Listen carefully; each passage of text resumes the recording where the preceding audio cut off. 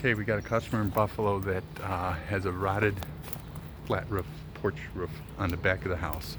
So we're gonna have to strip the shingles from the pitch change going up to, actually that's even too shallow for shingles. We're gonna run a flat roof system all the way up to the house, but we have to strip the shingles, strip the roofing and decking here. It's completely shot. We'll take these tails, keep the rafters here, cut this back about a foot, get rid of our rotted fascia. We'll go underneath and take a closer look. Okay, and then put a new gutter back on this end with a downspout tying into this spout here. Let's go look inside.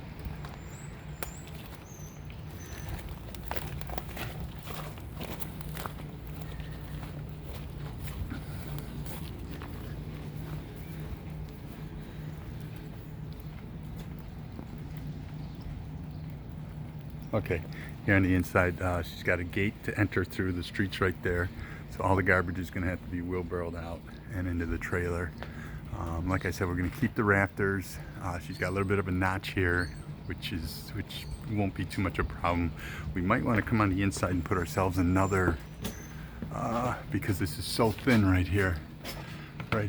We might end up coming back with another blocking bolted to this, which wouldn't be a bad idea. That's what we're going to do. We're going to end up fastening another possibly two 2x4s, so we can get the load to deliver on here, and then we'll just screw it to the existing header and strengthen that up.